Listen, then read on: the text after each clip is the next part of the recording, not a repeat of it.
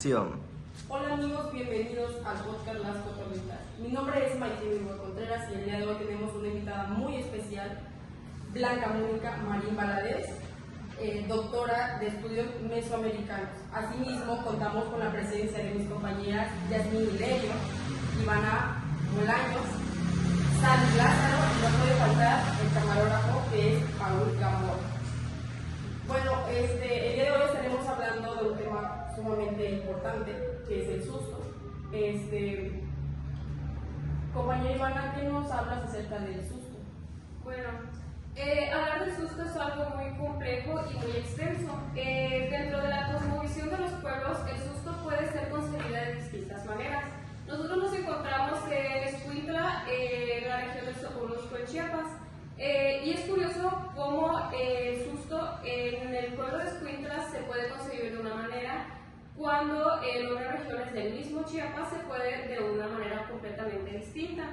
El susto es concebido como una enfermedad cultural y es interesante cómo podemos ver que los síntomas van cambiando dependiendo de cómo lo causó el susto.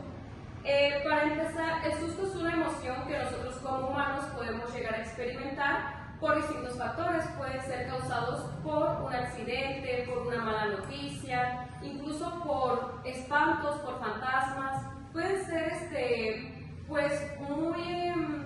muy variados los motivos que nos pueden causar susto, y también resulta muy interesante ver cómo los síntomas del susto van cambiando dependiendo de lo que lo causó. Es decir, no es lo mismo tener susto por un accidente a susto por que escuché La Llorona.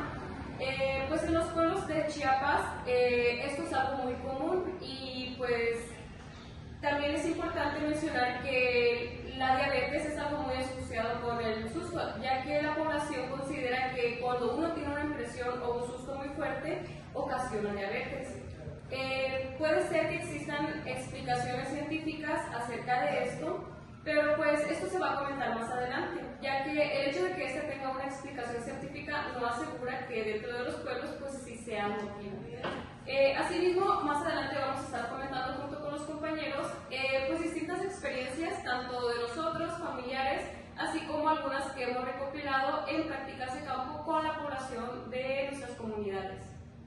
Oye, Ivana, me parece interesante la forma que dices que no hay una explicación científica, ya que es cierto, ¿no, compañera Sandy? Pues fíjate que, bueno, la sociedad o las comunidades han dicho que el susto da diabetes, pero muchos mencionan que la diabetes, o sea, que no da diabetes, sino que el simple hecho que cuando nos asustamos, ya sea por ejemplo que una vaca nos correteó y el susto, o sea, se asustó por eso, y es por eso que no por eso le va a dar diabetes. A lo mejor alteró sus emociones y alteró la glucosa, lo cual la enfermedad, haz de cuenta que ya estaba ahí, pero a la hora de que alteró sus emociones, la glucosa aumentó. Pero en sí, no es que, ya por el susto o porque escuchó el canto de La Llorona, el grito de La Llorona, perdón, de que por eso es que ya le dio glucosa, pero en sí, no es así. Bueno, aquí no nos correteó de chiquitos una gallina, un guajolote, la vaca.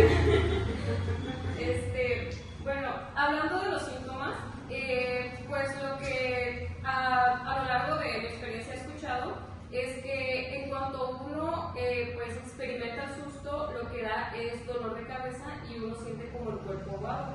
Dentro de mi familia y de algunas personas con las que yo he conversado, me mencionan que en cuanto uno experimenta la emoción o el susto, uno debe de tomar un tequilazo, se dice acá, o un shot, ya sea de algún ron o algo muy fuerte, ya que esto según te da calor en el cuerpo.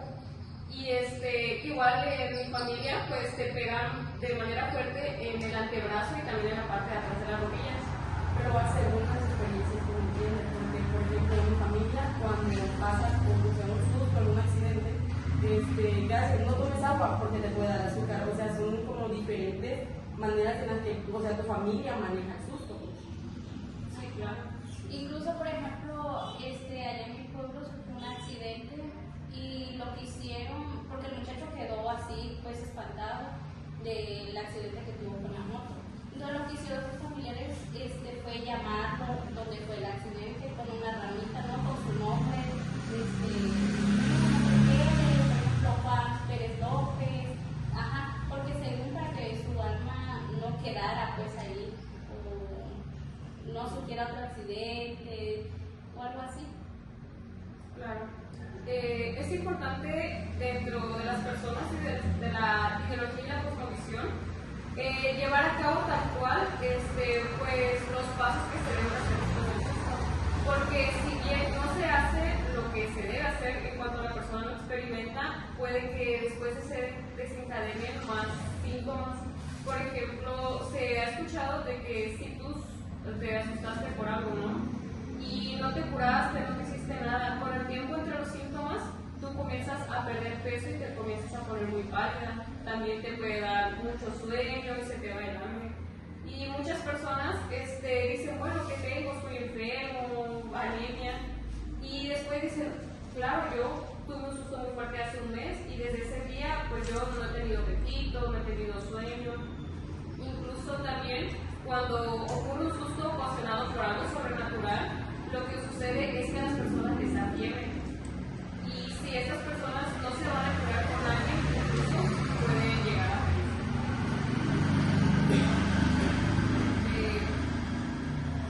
Bueno, desde la explicación antropológica, el susto es algo bien interesante porque, como ustedes lo han señalado muy bien, es una enfermedad cultural y además es curada de acuerdo a los contextos socioculturales en los que se describe el susto, ¿no? Entonces, por decir, aquí en Chiapas, incluso en Chiapas es muy diversa la manera de curar el susto porque pues hay muchos grupos indígenas que a veces no comparten cosmovisiones con otros grupos. Entonces, o esta propia diversidad hace que las prácticas sean diferentes. Chocan, ¿no? Pues mira, más que chocar, yo creo que son más bien como diferentes formas de curar el susto, ¿no? Por decir, de la región en donde yo vengo, es muy curioso porque yo de chiquita cuando me asustaba, a mí me daban un bolillo, ¿no?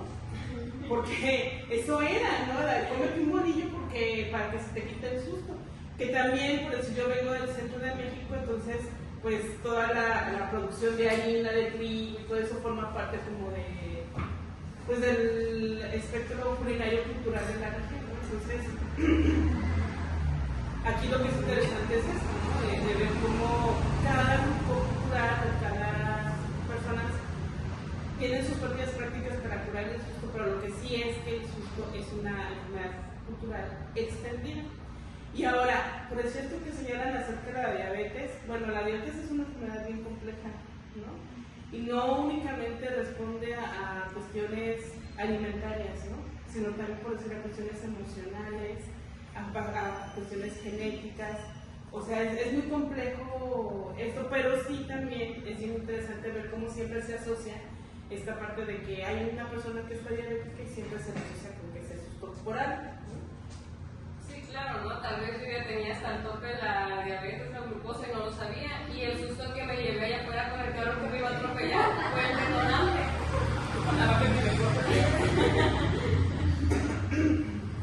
Así es, ¿no? Entonces, por decir, bueno, yo he trabajado un poco esta enfermedad cultural, bueno, algunas enfermedades culturales. En muchos lugares, sobre todo en diferentes grupos indígenas, existe la idea de que el ser humano tiene dos almas, ¿no?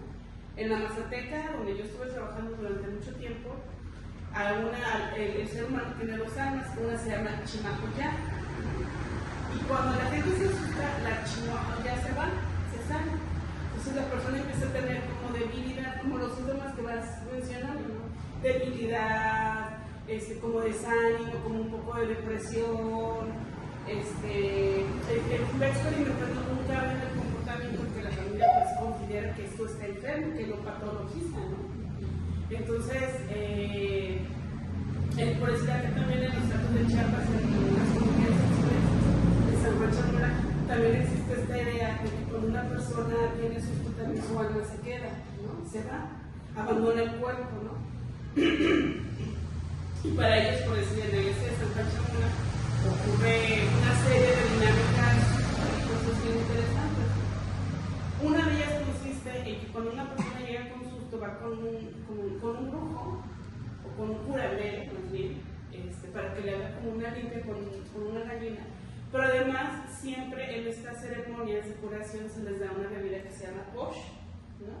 Porque de acuerdo a la cosmovisión tzotzil, el posh contiene alma, que se llama chulel. Entonces, cuando una persona toma posh, el alma le regresa al cuerpo. Entonces, es bien interesante por eso, como cada pueblo tiene sus propias formas de entender la enfermedad, ¿no? Y sobre todo de ajustarla a sus propias cosmovisiones. Un ejemplo también que a mí me parece muy interesante es en la Mazateca Alta, donde les mencionaba que estuve trabajando.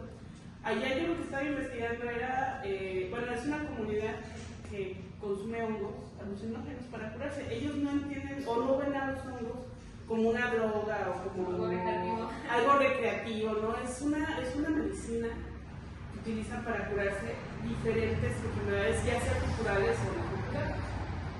Entonces, yo estuve trabajando con una señora que es Xotashine, así se pronuncia en mazateco, a estas personas que tienen el don de dar hongos, porque pues tampoco cualquiera puede dar hongos. Hay toda una ritualidad y exactamente un proceso, ¿no? Para poder dar esta medicina. Y la señora me contaba en una ocasión que, bueno, la Sierra Mazateca tiene una topografía muy accidentada. Y un día un camión pues cae, se desbarranca. Entonces la comunidad sale a apoyar a las personas que se habían accidentado. Y una de las personas que va a apoyar, pues pisa la cabeza de una persona que ya estaba fallecida, ¿no? Entonces el muchacho se asustó mucho por la impresión de haber pisado la cabeza de un muerto. Y de ahí, pues su cuerpo, su alma se quedó en ese lugar, ¿no? Es lo que me mencionaba la señora. Entonces, el muchacho pues tuvo muchos problemas, fiebre, perdió peso, deprimido, tenía problemas estomacales, en fin, tenía una gran cantidad de problemas físicos que se presentaron a raíz de eso. Entonces, lo que hizo la mamá del muchacho fue llevarlo con la señora para que le diera algo y con eso curar.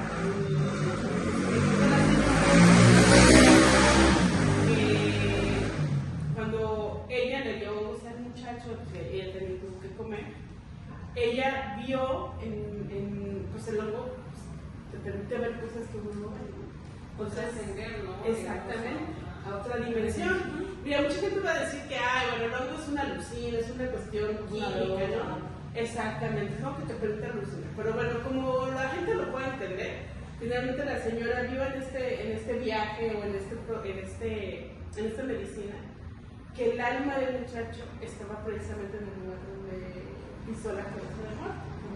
Entonces ella viajó hasta allá para recuperar su alma. Entonces, aquí muchas veces hay algo que se llama dedicarse simbólico dentro de este tipo de cosas, ¿no? De decir, pues bueno, ya se curó, ¿no? Inmediatamente. Muchas veces, pues no sé si la gente realmente se pueda curar o pueden desaparecer los síntomas. Es decir, nosotros no podemos pensar que estas prácticas pueden ser verdaderas o falsas. Eso, yo creo que eso no podemos pensar, sino más bien, yo creo que lo importante de esto es ver cómo la gente recurre a todo ese tipo de prácticas. Claro, a final de cuentas no podemos asegurar o basarnos en algo que es correcto, que no es correcto, que es real, ¿no?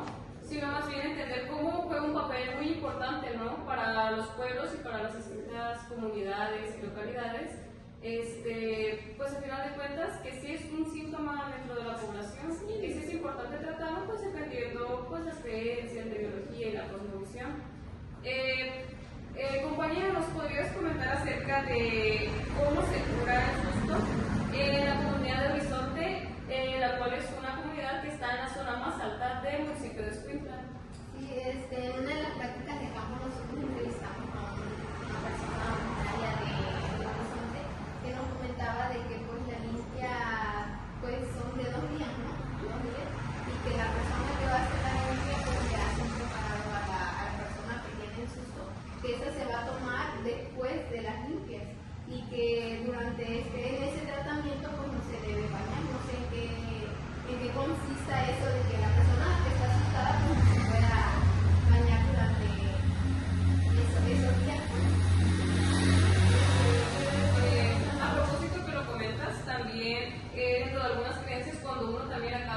recibir el susto, las personas no dejan que uno se bañe. Por lo mismo que digamos que el susto cubre tu cuerpo ya sea de algo muy caliente o de algo muy frío. Entonces el bañarte es como un shock que recibiría tu cuerpo. Fíjate que a mí me pasó algo similar porque yo me asusté una vez cuando estaba pequeña que un perro me correteó pues y me asusté. Yo iba corriendo pues y el perro iba atrás de mí y pues me asusté, yo iba llorando y así. Y lo que hizo mi abuelita que con el trago me sopló, pero como tenía susto porque así como tú dices de que no quería comer, incluso no quería ir a la escuela, me sentía así triste, quería dormir todo el día.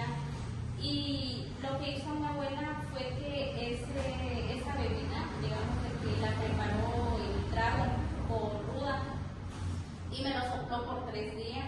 Me estuvo soplando con una ramita de ruda por todo el cuerpo y es así que pues yo ya me sentí mejor pues, pero igual recuerdo que después de esos 3 días me tuve que bañar con unas flores y esas flores una roja, no sé cómo se le llama acá. Bueno, yo la he visto acá por Escuintla, pero la verdad no recuerdo su nombre. Y esas te bañabas. ¿Hawaiana? No. Creo que sí son unas rojas. Sí, y hawaianas. te bañas y con esas mismas rojas tú las vas a tirar en el río y que se las lleve.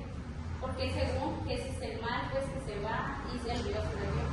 Pero la verdad, o sea, cada región es diferente de la práctica, pues. Por ejemplo, allá pues el nivel yo pues es diferente, ustedes me comentan. ¿Cuál es tu región, disculpa? Allá en Pacayán, ordenando de la frontera. Saludos. Sí, y por eso yo no me acordaba la verdad de ese tema pues, de que cómo se realizaba. Yo no le tomé tanta importancia, pues así, que en diferente región pues era Sí, diferente. claro. Sí. Fíjate que a mí me pasó también allá por tierra, porque también conozco tu tierra. A mí me pasó que una vez me pasó una cosa muy fea haciendo trabajo de campo. Y de repente una señora que conocí me dijo que iba a hacer una limpia. Pero yo no sabía qué consistía la limpia, ¿no? Yo llegué así, me hizo una rameada y después agarró trago y me lo sopló en la cara y yo me quedé muy impresionada. Yo creo que me asusté más, no sé qué pasó, ¿no? Avísenme, ¿no? Pero, pues mira, no sé si es una cuestión de eficacia simbólica o cuestión paliativa, no sé. Pero yo sí me sentí mejor. O sea, sí sentí como que, ay, no sé, como que algo se me salió del pecho, como que empecé a sentirme más relajada, un poco más segura, no sé, como que mis sentimientos, mis emociones sí se cambiaron, sí se transformaron en otro tipo. Entonces yo creo que a veces, yo creo que incluso por decir las ciencias sociales, la antropología, nos permite ayudar pues a observar que hay cosas que son como muy de la vida cotidiana, pero que son bien significativas en términos de cultura. O sea, por lo mencionas, a lo mejor justo la gente dice, ay, pues sí, el susto existe, pero nunca como que se ha puesto a pensar bajo qué contextos se presenta, cómo se relaciona, qué complejidad hay, ¿no? Por decir, incluso la medicina alópata muchas veces dice, eso de las enfermedades culturales no existe, ¿no? O sea, eso del susto no existe, es una cuestión de superchería, no sé, ¿no? De brujería. De brujería, ¿no? Pero exactamente, ¿no? Pero realmente es interesante ver que pues, la gente sí vive de esa manera, ¿no? O sea, puede ser verdad o falso, lo que ustedes quieran, pero la gente vive en su vida cotidiana, vive en sus relaciones, este tipo de cosas. Y yo creo que sí hay que entenderlas y estudiarlas y analizarlas desde una perspectiva sociológica. Este tipo de prácticas está tan inmiscuido en la sociedad que muchas veces pasa, sucede y nosotros pues lo vemos como algo normal. Si llegara otra persona quizá de otro pueblo, del norte del país, que incluso pues ahí ya llegan a variar o a tener un poquito más de repercusiones respecto a estas prácticas, pues aquí es algo tan normal. Por ejemplo, un día vamos al mercado y es como escuchar la plática entre dos señoras, ¿no? Que fíjate que de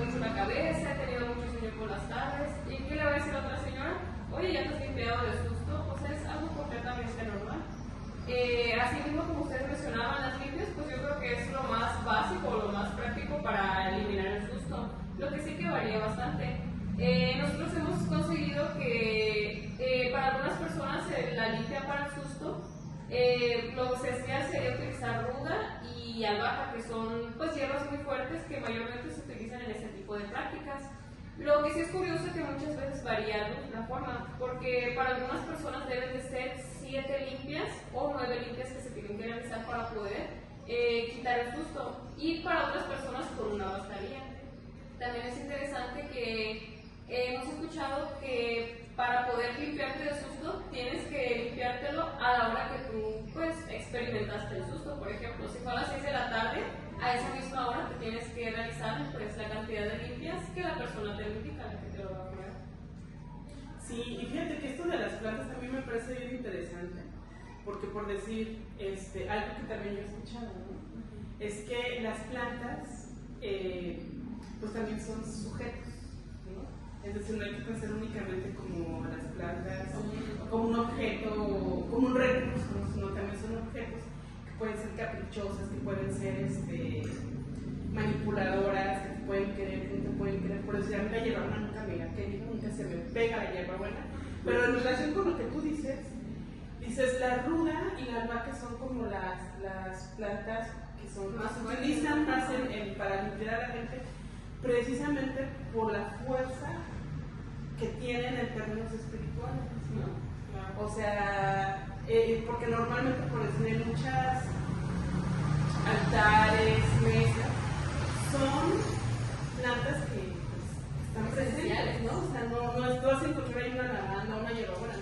Vas a encontrar una ruda y una albahaca, ¿no? Por la fuerza que tienen estas, y también porque son plantas muy aromáticas, ¿no? El aroma es muy fuerte de estas plantas, entonces, porque yo también por decir he visto la ruda que se utiliza como en otros contextos, por decir en Guatemala, ¿no? En Guatemala también es muy interesante entender cómo la gente se cura en un susto, porque ahí, de acuerdo también al grupo con el que uno está trabajando, por decir lo que se hace son quemados mayas, ¿no?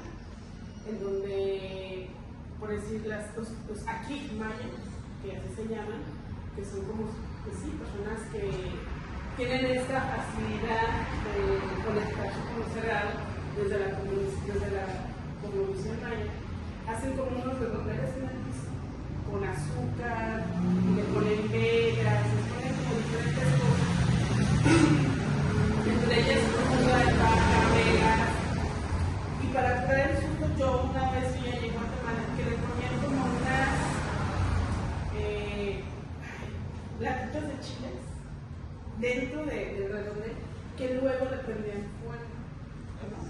O sea, le ponían quetzalteca, le ponían así, carbón, luego le prendían fuego.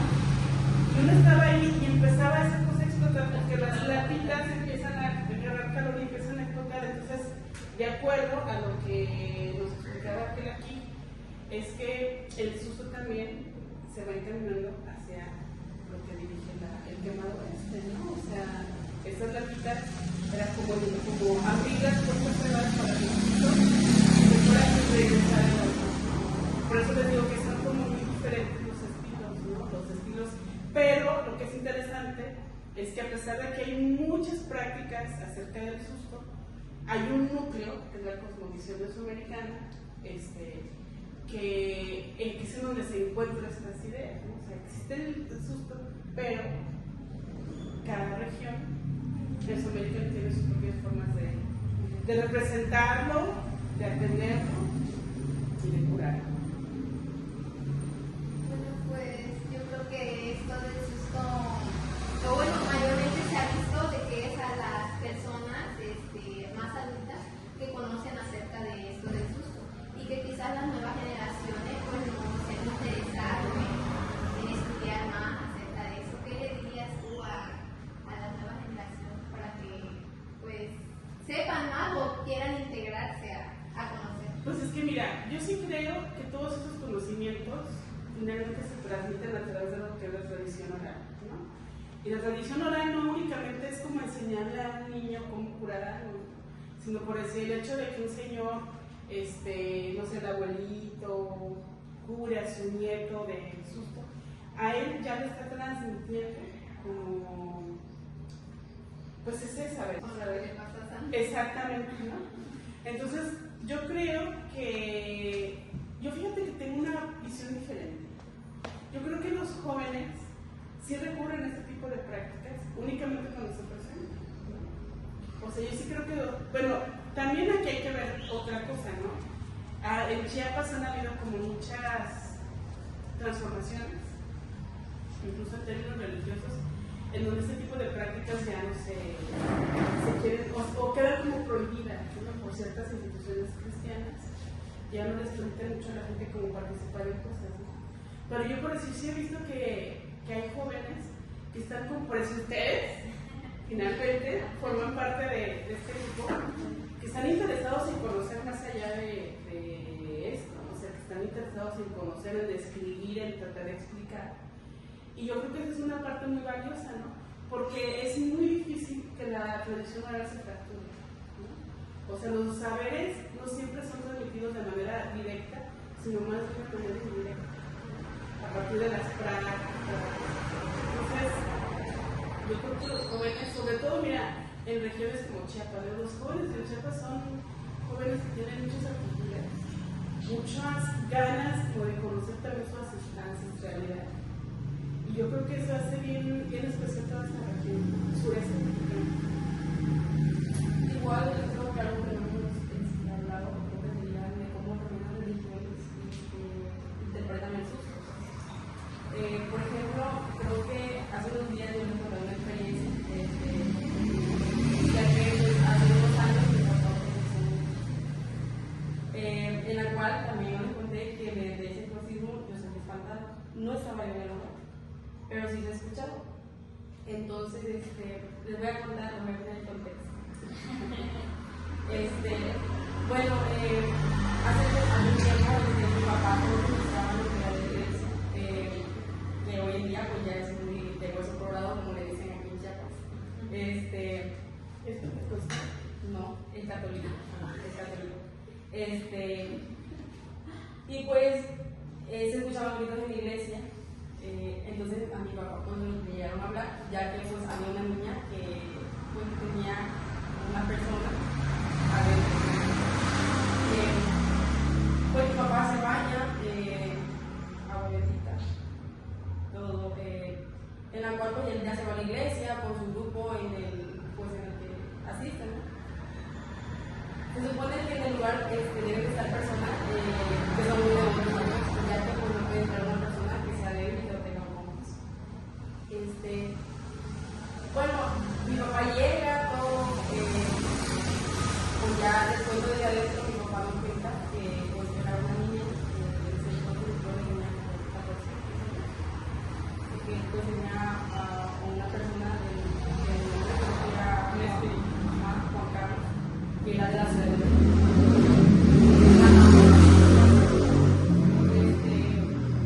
Y pues mi papá le pregunta qué hace aquí,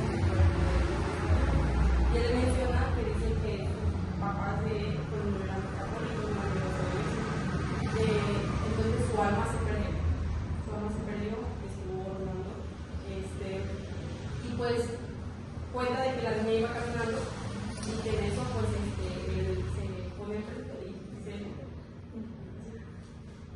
pues la niña no estaba bautizada, era muy feliz, y pues se le hizo fácil tomar el cuerpo de ella.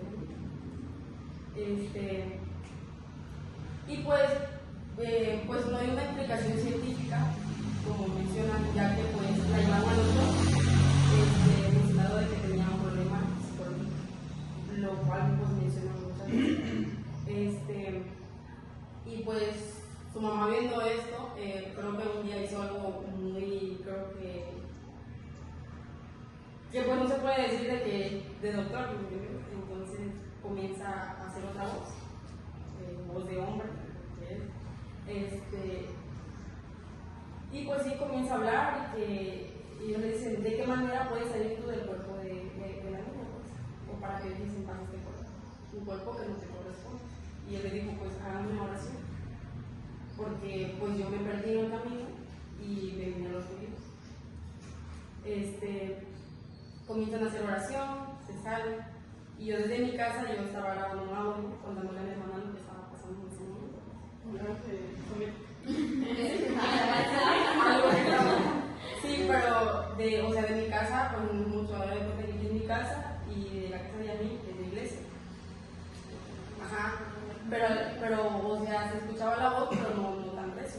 Entonces yo comienzo a grabar un audio diciéndole, oye, fíjate que está pasando esto, bajo esto.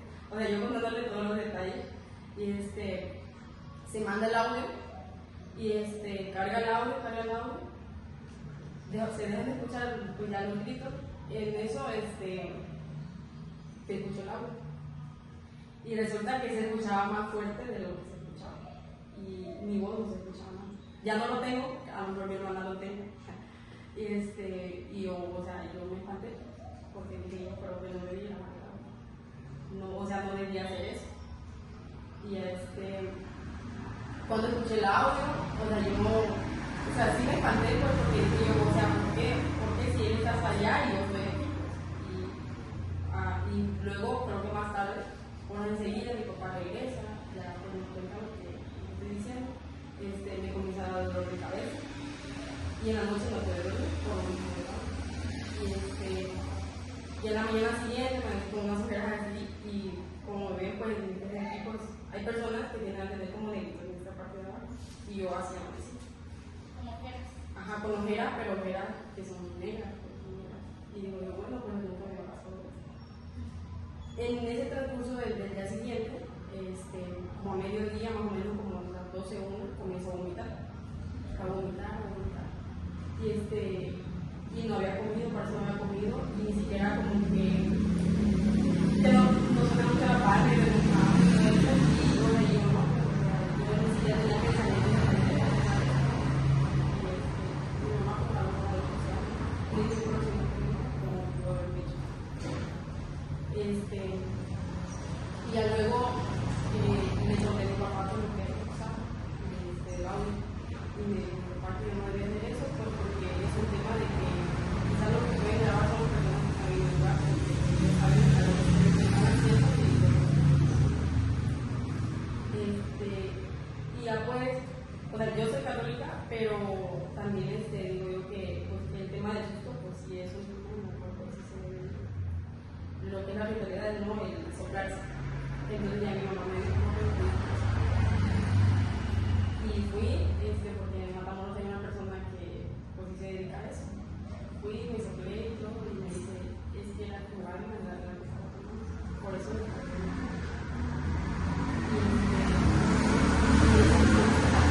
Como también porque él pasó un huevo. Y como el tema del huevo también es un tema importante, ya que se supone que el huevo lo que hace es absorber toda esa energía mala que tiene esa y me dice, pues sí, que recibí de mi hija tiempo y yo pues que hubiera pasado otra cosa. Y yo le pregunto, esas cosas pueden pasar, sí puede pasar. Y a muchas personas quizás les ha pasado, y esta podría ser una de sí. Entonces, sí, es algo que todo lo que lo das es así mismo. Y bueno, es que eso del susto y los espantos, eso es otra cosa también, ¿no? O sea, eso también es otro rollo y por eso es una dimensión bien diferente.